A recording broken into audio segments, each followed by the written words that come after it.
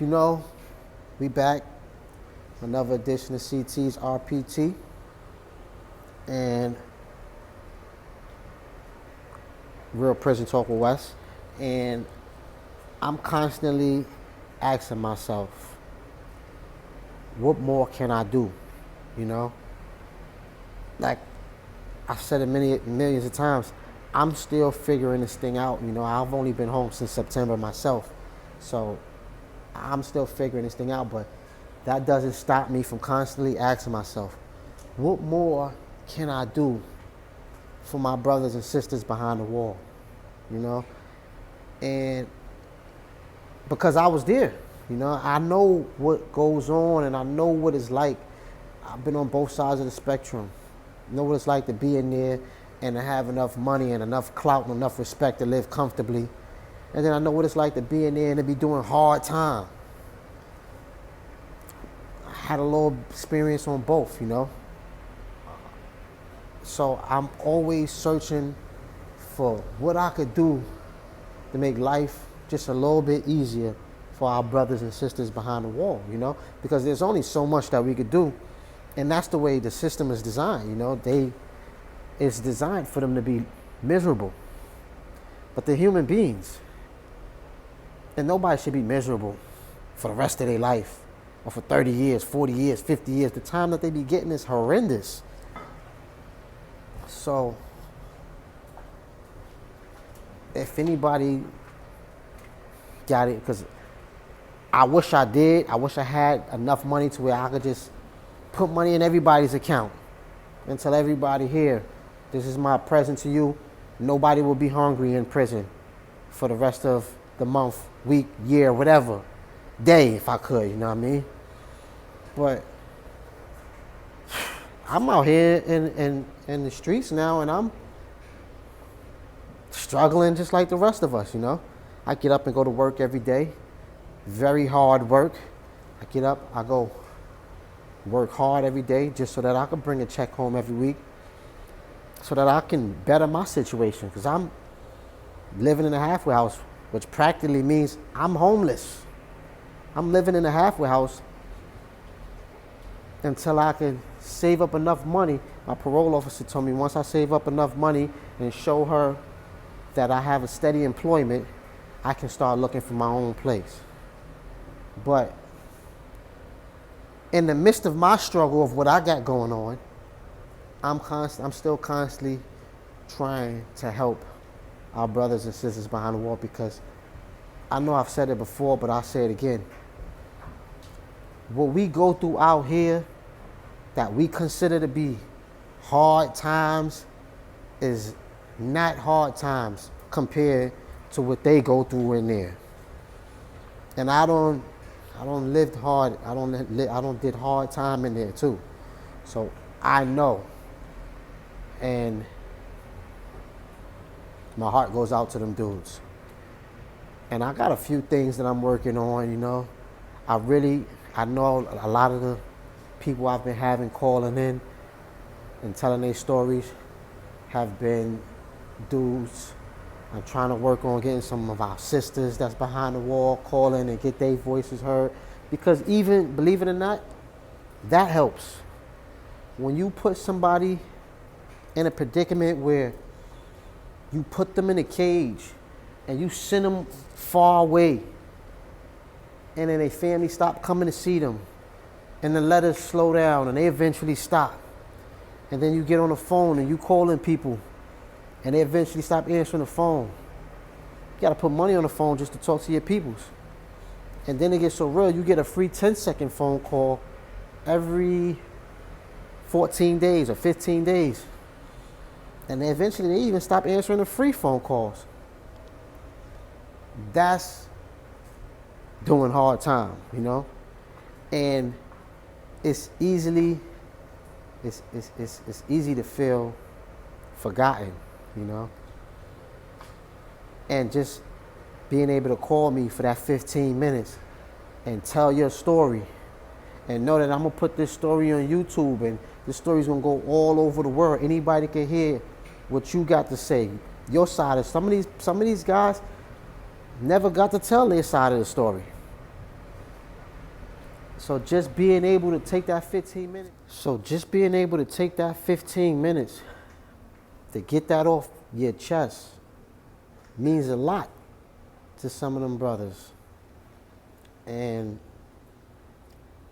if that's what I can do to help them, then hey, that's what I'm gonna do until I think of more, you know. I got a few other things in my mind that I'm working on, but you know, my brother used to say this about my cousin.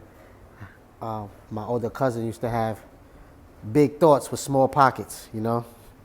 So as of right now, it's tough to get a lot of these projects off the ground because I just came home myself, you know what I mean? So I'm not in the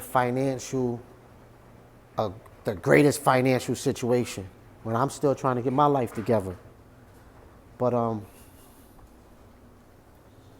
that doesn't mean I'm gonna quit, you know what I mean? That doesn't mean I'm gonna stop. And I'm never going to give up this fight. I'm never going to give up this struggle.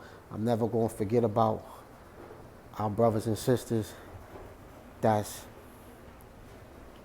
the little time that I tell y'all, or maybe y'all hear them talk for 15 minutes and y'all get a little glimpse of what goes on in there. I'm never going to forget about them because this is their life.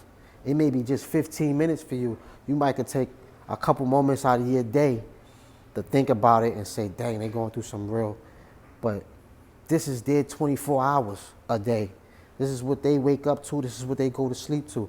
And that's why I kind of always try to ask dudes that's in there to let us know, like, what a day in your life is like, so that we could get a gist of it, you know what I mean? And the most we could do is imagine having to live like that. I remember I spoke to an officer when I was in the gang block. We was locked in our cell for 23 hours and we'd come out for 1 hour. And I spoke to one of the officers one day and we was talking about that situation. He was like, you guys in there for 23 hours, I wouldn't be able to last 23 minutes in that cell. He said, I will go crazy. As soon as the door closed and they locked that door behind me, I will go crazy. I don't know how you guys do it. And in the back of my mind, I always knew that I was going home. Like, even though I was sentenced to 12 years, I knew I had an EOS date, an end of sentence date, that was very doable and seeable compared to my peers. And I can only imagine, because that was what helped me get through. And knowing that I wake up every day and I got to go through this, but I was always able to say, damn, I'd be happy when this is over, man. I can't wait till 2020 come, 2019 come, because at the time I wasn't even getting good time. So I was basically saying, I can't wait till 2020. Excuse me. I can't wait till 2020 come. Because I knew that this too shall pass. Everything that was thrown at me, as worse as it got, as bad as it was, I knew that this is only temporary. It's going to pass. And I can't even imagine how the brothers that's in there that don't have that to look forward to. And they can't say that because this is their life for the rest of their life. They're going to live there. They're going to die there. And that's a tough pill to swallow. I was, let me say one more thing. I ain't going to hold y'all too long, but right before I left, they had gave a show on 60 Minutes. And I forgot the guy's name that do the show, but he had went into prison. And I guess he stayed there for an hour, for a day, 24 hours. And he had the cameras recording him. And I don't know how long he stayed there, but he had the cameras recording him. And they was showing how life is for dudes in prison. And everybody, I was in the dorm, everybody TV was on his joint. And he went in and he's like, he's in the block where I guess there's like a dorm setting. Dudes is running around doing what they do in jail, you know what I mean? He got the camera showing how we lived in jail. And then the last 15 minutes, he went up to the infirmary. And there's dudes up there on respirators, all type of breathing devices. There's dudes up there in ICU, well not ICU, but like with machines that's keeping them alive. Maybe it was ICU, I don't know, I'm not a doctor. But the dude had said something that I thought was powerful. Like, he said, he showed the clip of when he first, the beginning of the show, when he was running around with all the young dudes with their do-rags on, their pants hanging. They all talking on the camera. Yeah, we hold it down, this, that, and the third, yada, yada, yada. We doing this, we doing that. And he said, this is how they come in. And then he went back to him in the infirmary. And he showed the dudes all laid out, and younger inmates got to come and feed them and take care of them, he said. And this is how they go out. And I looked around the dorm. It was never this quiet in the dorm before. Everybody's eyes was glued on that TV. For that one moment, everybody was woke.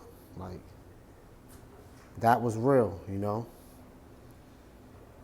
And I'm like,